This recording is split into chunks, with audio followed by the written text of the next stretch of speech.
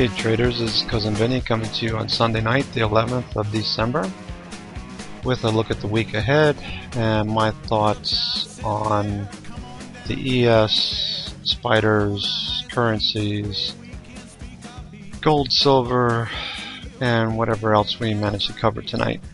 Okay, only because I see some good opportunities in the next couple of weeks coming to year end. Okay. As we can see, the futures are open Sunday night, and we popped up, we moved sideways, we moved down a little bit, came down to 1249, and we're currently moving off of those levels. So let's take a look at the ES at the close on Friday. This is the chart I posted on Chartly. If you are interested in following these, I post them usually at the end of the day. And this is the handle here, chart.ly/users/cousin_Vinny. I always post these with closing candles in mind for the day and what that might mean for the trade the next day or the week ahead. Okay, this is Friday. You can still see this channel. I didn't draw in the lower one only because you've seen this over the last couple of weeks. Connecting these lows, these highs, and holding off of these, the 1040, 1142, 1152 area, where we had that target that we tested and we moved off of. Looking at a clean chart, we have these highs here. We have this trend line that connected the highs that we tested the last few days. And we basically have been in a time-based correction on the ES, moving sideways in this very narrow range. Okay, so keep that in mind going into this week, that we are moving sideways. Instead of moving down and correcting in price like we did here and here in July, August, we're correcting currently in a sideways range. Okay. Also note that we haven't moved above this trend line that connects the July, August highs, okay? But we're starting to peak above that level. Also note the fibs from this pivot high, this pivot high down to this low. Okay, and let's zoom into this a little bit.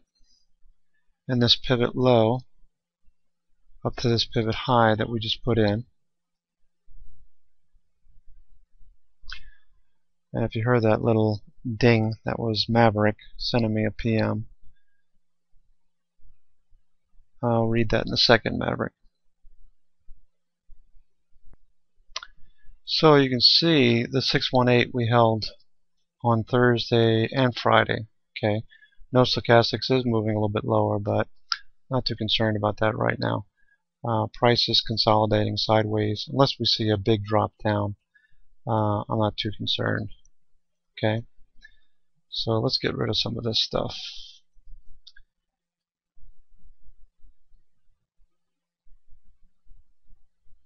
Alright, so let's take a look at the weekly.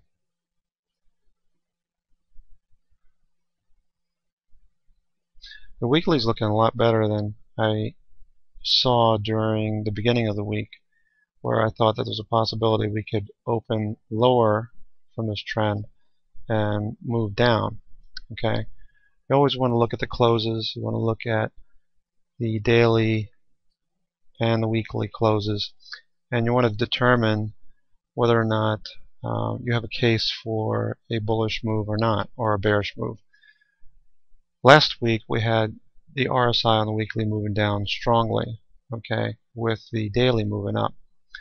And what I was noting during the time was if we had a week where we saw a shooting star, for example, or some indecisive candles like these over here, or a shooting star like this, that would be very bearish. But right now we're looking pretty bullish. I think we're going to pop above this trend line this week and move higher. The reason why I think that is because there's a lot of people out there that don't believe that this market's going to move higher, that are short, like the Nathans of the world. You know, gotta love Nathan because he is an indicator of sorts that I like to follow. Okay, from a contrarian standpoint. So going back to the daily, let's look at this most recent pivot right here. Okay, and let's look at our targets for the week.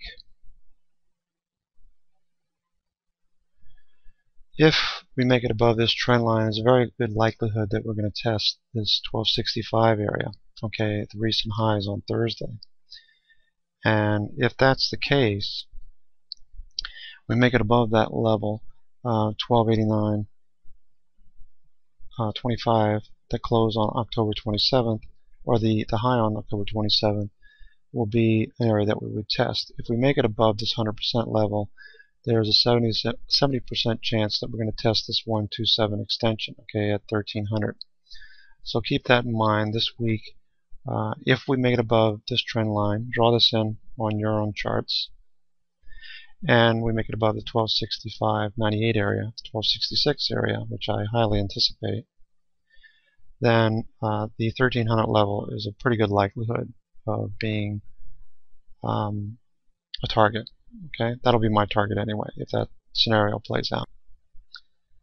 Now let's take a look at oil.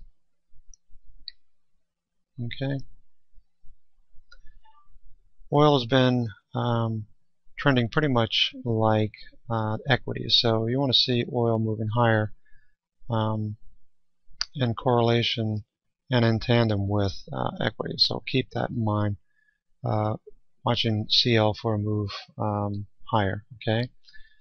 Let's also keep in mind that equities, the euro-US dollar cross, that we want to see this move higher as well. We're close to a bottom, double bottom here. I note that we're holding off the lows that we saw in the beginning of October. Okay, so you want to see this move higher for the euro-US dollar. That would be bullish for equities. Now, the NASDAQ has been looking pretty much the same as the S&P, the ES, but it has some components that, being more weighted towards high big cap tech, have been doing a little bit better for the most part. All right, so you want to continue to watch the NASDAQ, obviously. Okay. Keep an eye on this trend line, the fact that we're trading above it. All right. Let's also keep an eye on the Dow. Dow's been doing pretty well. We're flagging out here, and we're above these highs here. So keep an eye on the Dow this week. All right. You could make a case for a ascending triangle. All right, where hopefully we don't move back down to this level here, but looking for a move higher off of this trend. All right, I've said all right about 16 times already in the chart in this video, so bear with me.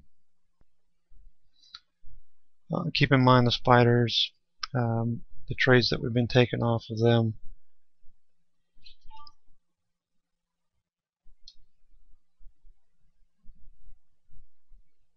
Note that we're trading right around the 236 area. I'm looking for a move above this 127, an eventual target similar to the ES of 130, the 130 area, the extension here. All right, so looks very similar to the ES. Just keep that in mind. We're just below,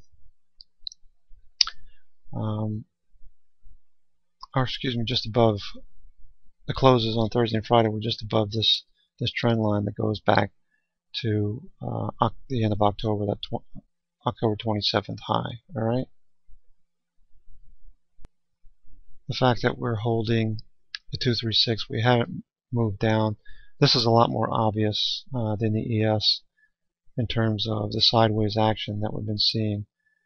This is Friday, Thursday, Wednesday, Tuesday, Monday, Friday, Thursday, Monday, Tuesday. Ever since that move up on Tuesday, Wednesday. Alright. And going back to the chart I posted on Chartly. The other thing I noted was that Doug Cass was buying spiders. Not that he's always right, but I think he got it right this time. I was looking for this actually on Friday to take out this candle because we had an inside day, we had an outside day, then we had another outside day on Thursday, and I was hoping smoking the hopium pipe that we were going to get close above the 1266 area and get an outside day on Friday. We didn't get that, but it's a very good possibility we can get a positive candle that moves above the 1265 on Monday, Tuesday, and give us a very bullish case going into Christmas. Okay. You also want to keep an eye on copper, alright, which is giving us a nice bullish case here. If we look at the copper on the futures, we can see a bullish case here, similar to what I was pointing out with this ascending triangle. Okay. Actually, it's more of a triangle pattern. I'm looking for this to move to the upside. Although relative strength is moving lower, I do expect this to move higher. It's currently showing us more of a bullish case, a flag pattern. Okay, so as long as we don't take out this low here at the 350 area, we should be good. Also, looking at the transportation index, note that we are holding the EMAs. Alright, it's a very good possibility, even though we're overbought, relative strength is moving higher, that we could make it above these highs here. Okay, and what you want to see with transportation, obviously using Dow theory, is that when economies start moving and start becoming more bullish, obviously you have to transport products and goods to the end user, so the transportation index usually is the first one to give us that bullish case. Alright, so keep that in mind. Also watch the Russell. Alright, this is the risk on trade.